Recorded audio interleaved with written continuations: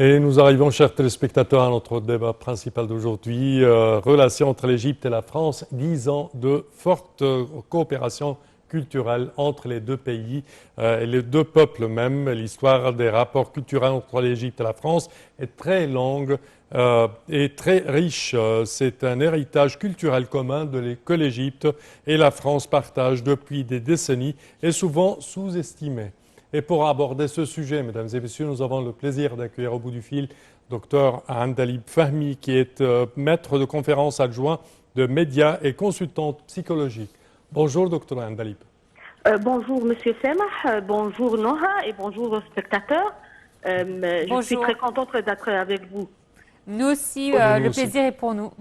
Parfait. Alors, premièrement, quand on parle de coopération culturelle égypto-française, on parle de une longue histoire de coopération datant même de l'ère du roi Fouad, du roi Farouk, et également certainement durant la République égyptienne.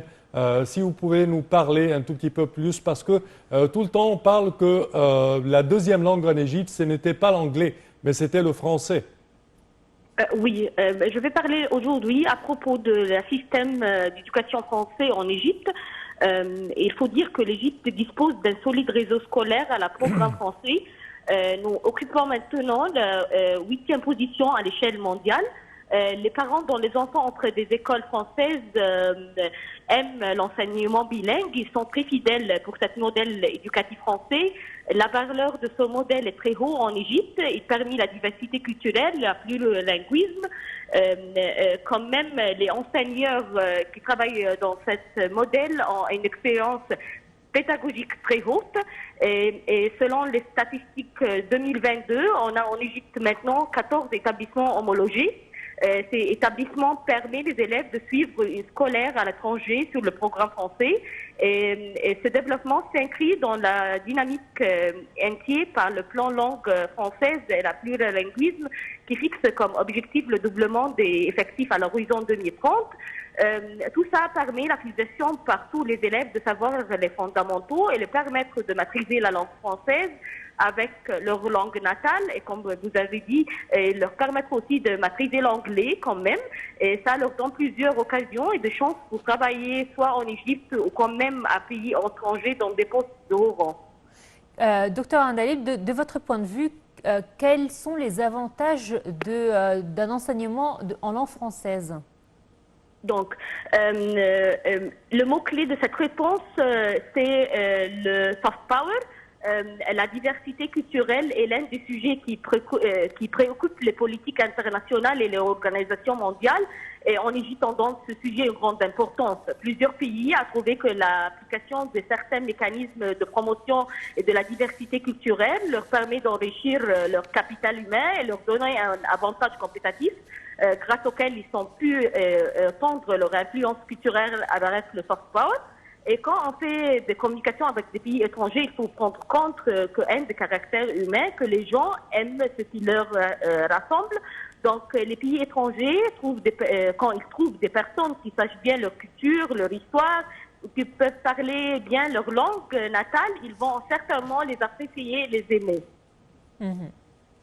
Quand même, la Centre culturel français fait beaucoup des activités avec les écoles françaises en Égypte. Il offre aux étudiants beaucoup d'activités qui leur permettent de rencontrer des Français, de connaître comment pratiquer la langue effectivement avec les étrangers, de mieux savoir la culture des différents pays francophones. Et l'ambassade française supporte toute forme d'échange culturel entre les deux pays. Elle offre tout le temps des bourses pour les étudiants en France. Elle supporte tout le temps l'échange culturel entre les deux pays. Tout ça permet aux élèves intéressés de deux côtés de savoir mieux la culture et de tradition de l'autre partie. Est-ce que vous pensez que le marché du travail en Égypte a besoin de francophones ? Oui, certainement, parce que, comme j'ai dit, la plurilinguisme a devenu essentiel maintenant. Donc, il offre pour toutes les gens qui parlent plusieurs langues, plusieurs occasions, plusieurs des travaux de haut rang, comme j'ai dit d'avant. Vas-y, je t'en prie. Oui, docteur Andalib, également, quand on parle de l'éducation, on parle écoles agrégées par l'ambassade de France, certainement, pour présenter le bac, par exemple, et Mhm. autres écoles nationales de langue française. Est-ce que les écoles nationales de langue française ont un certain soutien accordé par l'ambassade de France en Égypte? Oui, l'ambassade en Égypte, elle supporte toute forme d'éducation, soit nationaux ou soit internationaux en Égypte. Et il fait, comme j'ai dit d'avant, il fait beaucoup de bourses pour les étudiants. Il y a beaucoup de programmes culturels entre les deux pays et c'est tellement supporté avec l'ambassade. Mhm. Alors c'est vrai que l'ambassade de France, comme vous l'avez dit, offre des facilités pour les étudiants de langue française, les francophones, et ceci dans différents domaines, que ce soit dans le domaine de la médecine ou même du droit. C'est vrai que nous avons un large choix au niveau des études, de facilité d'études en France. Comment constatez-vous l'évolution de la langue française en Égypte? C'est-à-dire que, comme dans son introduction, Samar disait que l'Égypte a toujours été proche ou avait un amour particulier pour la langue française, la langue de Molière. Au fur et à mesure, avec la mondialisation, l'anglais a pris le devant et c'est vrai, s'est imposé face au français. Ensuite, on a eu l'allemand aussi qui a fait son apparition dans les écoles en Égypte. Et puis, le français est revenu en force. Vous, comment vous expliquez cette évolution de la langue française? C'est essentiel parce qu'il y avait une grande histoire entre les deux pays, comme vous avez dit. Donc, et ça supporte tout le temps l'éducation et le système d'éducation français en Égypte. Et maintenant, on a beaucoup quand même des autres pays francophones que nous faisons beaucoup de collaboration avec eux. Comme par exemple, vous savez que le président Sisi maintenant, c'est le président de Comesta, et sous le président Sisi, l'Égypte a commencé de trouver sa place en Afrique. L'éducation française en Égypte a grandement contribué à étendre la coopération entre l'Égypte et les pays africains, parce que la majorité de ces pays africains parlent français et ça facilite la communication et puis divers horizons de coopération entre les deux pays, quand même. Donc, ce que vous êtes en train de dire, c'est que même de manière politique, Oui. le fait d'apprendre le français est une ouverture à l'autre et plus particulièrement au continent africain dont on est attaché par des liens historiques et géographiques. C'est certes. Très bien. Alors justement, je voudrais vous parler sur une autre spécialité chez vous, c'est la psychologie, et on va essayer de mixer un petit peu l'éducation et la psychologie puisque les deux sont liés. On étudie beaucoup la psychologie des élèves et de la scolarité des élèves. Quelle évolution vous avez constatée durant ces dernières années? C'est-à-dire qu'on a vu qu'en Égypte, nous avons été gâtés par les crises, c'est-à-dire qu'on a eu la première révolution, ensuite on a eu la deuxième, on a eu ensuite Corona. Tout ça a affecté une génération de jeunes Égyptiens. Est-ce que ça se ressent à l'école? Oui, je peux parler à propos de trois domaines différents, l'éducation, la psychologie, la technologie, parce qu'ils sont reliés. Dans le dit en dernier, toutes les écoles en Égypte ont commencé d'utiliser différentes formes de technologie. On voit que les élèves utilisent les tablettes maintenant dans leur vie quotidienne à l'école.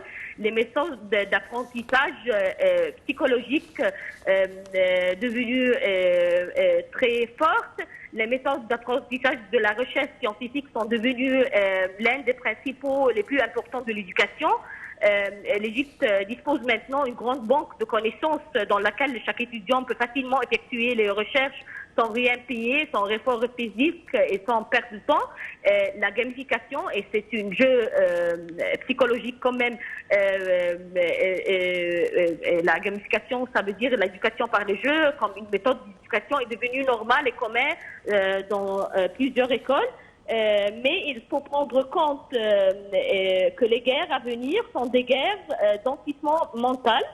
Et nous devons donc être prudents et enseigner à nos enfants la culture médiatique, l'éducation numérique afin de préserver leur esprit. Et la chose la plus importante pour y parvenir, de leur apprendre à rechercher et examiner les informations et à ne croire aucune information sans examen et sans recherche. Et c'est un jeu psychologique quand même. Ce que vous dites est très important et très d'actualité, puisqu'effectivement, nous voyons que l'actualité mondiale est centrée sur des guerres, la guerre en Ukraine, la guerre en Palestine. Et c'est vrai qu'aujourd'hui, l'information est véhiculée de manière plus rapide qu'auparavant, notamment avec les réseaux sociaux. Les enfants sont très actifs sur les réseaux sociaux. On les voit collés sur leur téléphone toute la journée. Comment faire pour justement leur donner cet enseignement médiatique tel que vous venez de le mentionner? Comment faire pour les protéger d'images qui pourraient être sensibles et aussi les protéger de la mauvaise information? Il faut leur apprendre de rechercher et d'examiner toutes les informations.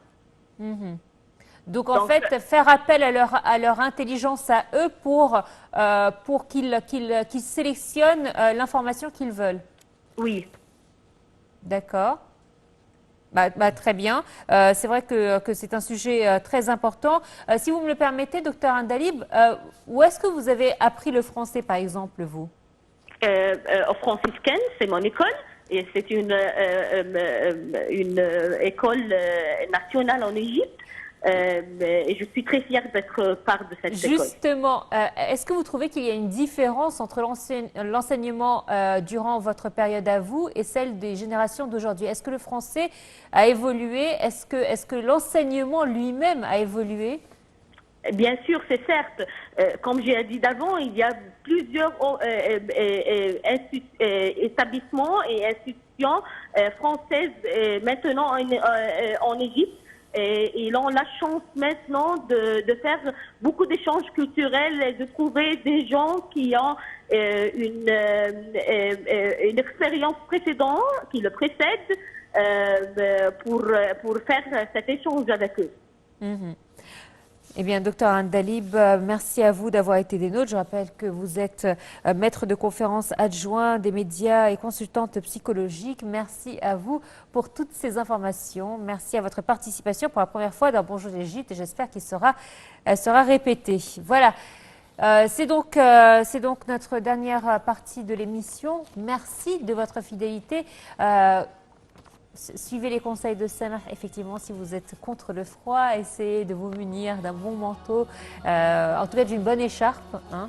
Et c'est vrai que l'hiver est enfin entré en Égypte. L'élégance quand même.